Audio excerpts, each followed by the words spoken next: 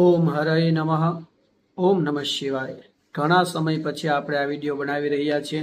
હમણાં થોડું માઘ માસ ચાલે છે ને આ માઘ માસમાં થોડી અમારી પૂજા પાઠની સિઝન હોય એટલે ઘણા સમયથી આપણે આ વિડીયો નથી બનાવી શક્યા. હવે આજથી ચાલુ કરીએ છીએ. આવો જાણીએ શિવરાત્રિ કયા દિવસે શિવરાત્રિ છે અને શિવરાત્રિનું આ વ્રત કેવી રીતે કરવું જોઈએ. શિવ પુરાણની કથા અનુસાર મારી પાસે એક પુસ્તક છે, ઉપાસના અંક, જે શિવજીની ઉપાસના કેવી રીતે કરવી એ આપણે આ સમજાવે છે. શિવરાત્રિ રહેવાની છે 15 તારીખ 15/2/2026 અને રવિવાર. આ દિવસે સવારે પ્રાતઃકાલથી શિવરાત્રિ પ્રારંભ થશે. આખી રાત શિવરાત્રિ રહેવાની છે અને બીજા દિવસે 16 તારીખે અમાસે શિવરાત્રિના પારણા કરવાના છે. આ શિવરાત્રિ 14ની શિવરાત્રિ છે.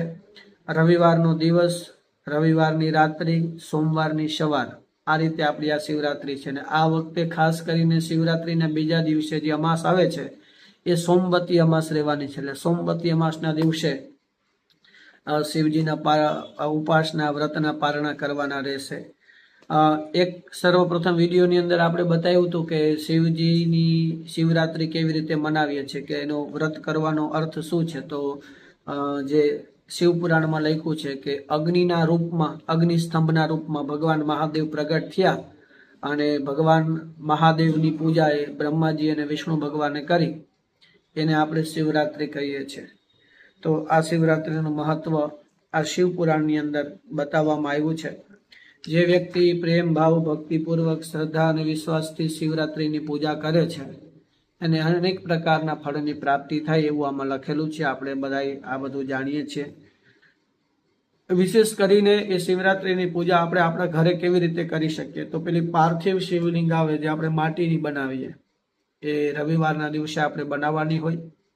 એ રવિવારના દિવસે આપણે એની સ્થાપના કરી એની પૂજા કરવાની હોય અને પૂજા થઈ જાય પછી 4 પ્રહર સમય અનુસાર, તમારો સમય હોય એ પ્રમાણે કરો, પણ આમ 4 પ્રહર એટલે સાંજના 6 વાગ્યાથી લઈને સવારના બીજા દિવસે 6 વાગ્યા સુધી, એમ 4 પ્રહરની ગણતરી કરીએ તો ચાલે. સૂર્યાસ્તથી સૂર્ય ઉદય એ પ્રમાણેનો હોય.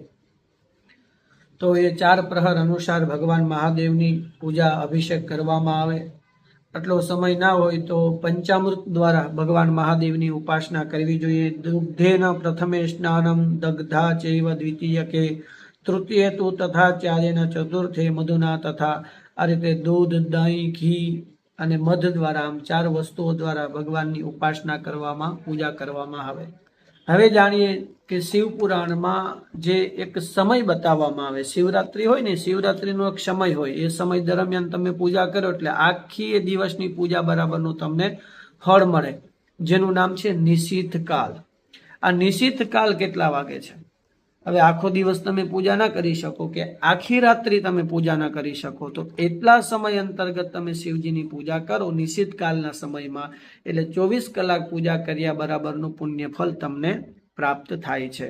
તો એ નિશ્ચિત કાલ 15 તારીખે શિવરાત્રિમાં બતાવવામાં આવ્યું છે 24 ને 28 થી, એટલે રાત્રિના 12:30 થી 12 અને 28 મિનિટથી 25 ને 18, 1 ને 18, એટલે 12:30 થી 1:15 આ સમય નિશ્ચિત કાલ રહેવાનો છે. કન્ફ્યુઝન ના થાય એટલા માટે સ્પષ્ટતા કરી દઉં. 15 તારીખના 12 વાગ્યા પહેલા અને 12 વાગ્યા પછીની તારીખ જોઈએ તો 16 તારીખ લાગી જાય છે. તો 15ની રાત, 16ની સવાર, બરાબર ટાઈમ નિશ્ચિત કાલ 24 અને 28 થી, એટલે 12 ને 28 થી 1 ને 18 સુધી રહેવાનું છે. આ સમય અંતર્ગત આપણે ભગવાન શિવની પૂજા કરવાની રહેશે. અસ્તુ હરયે નમઃ.